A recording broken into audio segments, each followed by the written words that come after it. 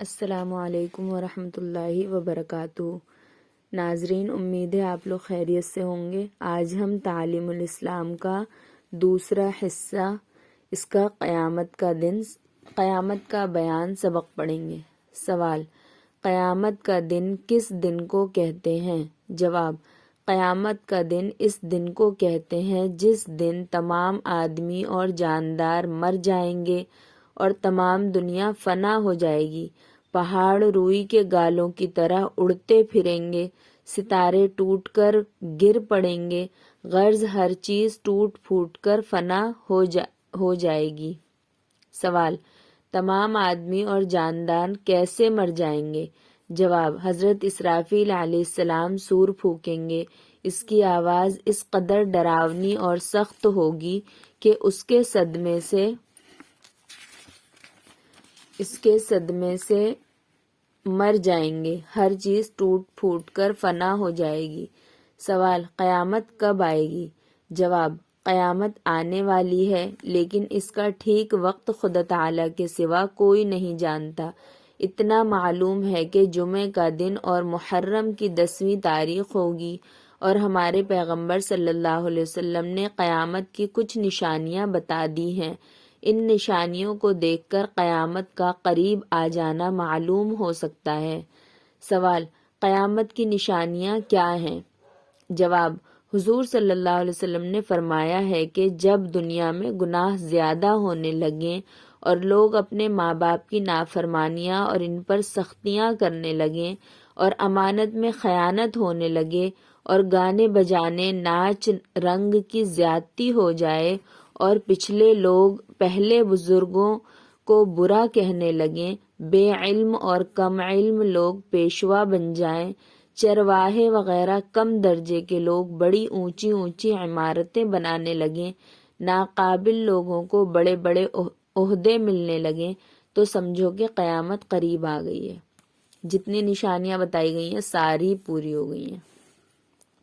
تقدیر کا بیان۔ سوال: تقدیر کسے کہتے ہیں؟ جواب: ہر بات اور اچھی اور بری چیز کے لیے خدا تعالیٰ کے علم میں ایک اندازہ مقرر ہے، اور ہر چیز کے پیدا کرنے سے پہلے خدا تعالیٰ اسے جانتا ہے۔ خدا تعالیٰ کے اسی علم اور اندازے کو تقدیر کہتے ہیں۔ کوئی اچھی یا بری بات خدا تعالیٰ کے علم اور اندازے سے باہر نہیں۔ مرنے کے بعد زندہ ہونا۔ سوال: مرنے کے بعد زندہ ہونے سے کیا مراد ہے؟ جواب: قیامت میں سب چیزیں فنا ہو جائیں گی، پھر اسرافیل علیہ السلام دوبارہ سور پھونکیں گے تو سب چیزیں موجود ہو جائیں گی، آدمی بھی زندہ ہو جائیں گے، میدان حشر میں خدا تعالیٰ کے سامنے پیشی ہوگی، حساب لیا جائے گا اور اچھے برے کاموں کا بدلہ دیا جائے گا۔ جس روز یہ کام ہوں گے اس دن کو یوم الحشر یعنی جمع کیے جانے کا دن، یوم الجزا اور یوم الدین یعنی بدلہ دینے کا دن، اور یوم الحساب یعنی حساب کا دن کہتے ہیں۔ سوال: ایمان مفصل میں جن 7 چیزوں کا ذکر ہے ان میں سے اگر کوئی 2 باتوں کو نہ مانے تو کیا وہ مسلمان ہو سکتا ہے؟ جواب: ہرگز نہیں، جب تک خدا تعالیٰ کی توحید اور پیغمبروں کی پیغمبری اور خدا تعالیٰ کی کتابوں اور خدا تعالیٰ کے فرشتوں اور قیامت کے دن اور تقدیر اور مرنے کے بعد زندہ ہونے کو نہ مانے، ہرگز مسلمان نہیں ہو سکتا۔ سوال: حضرت پیغمبر صلی اللہ علیہ وسلم نے 5 چیزوں پر اسلام کی بنیاد بیان فرمائی ہے، اور ان میں فرشتوں اور خدا تعالیٰ کی کتابوں اور قیامت اور تقدیر وغیرہ کا کوئی ذکر نہیں ہے۔ جواب: ان 5 چیزوں میں حضرت محمد صلی اللہ علیہ وسلم پر ایمان لانے کا ذکر ہے، اور جب کوئی شخص حضرت محمد صلی اللہ علیہ وسلم پر ایمان لے آیا تو اسے آپ کی بتائی ہوئی تمام باتیں ماننی ضروری ہوں گی، اور خدا تعالیٰ کی کتاب اور حضرت صلی اللہ علیہ وسلم اور خدا تعالیٰ کی کتاب جو حضرت صلی اللہ علیہ وسلم لائے ہیں اس پر ایمان لانا بھی ضروری ہوگا۔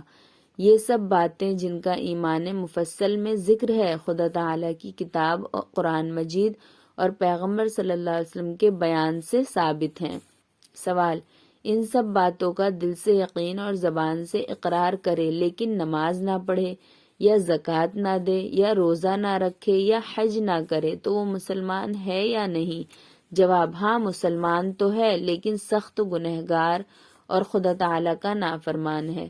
ایسے شخص کو فاسق کہتے ہیں۔ یہ لوگ اپنے گناہوں کی سزا پا کر آخر میں چھٹکارا پائیں گے۔ ناظرین، امید ہے سبق سمجھ میں آیا ہوگا۔ کل انشاءاللہ تعلیم الاسلام حصہ 2 کا دوسرا شعبہ تعلیم الارکان یا اسلامی اعمال پڑھیں گے۔ السلام علیکم ورحمۃ اللہ وبرکاتہ۔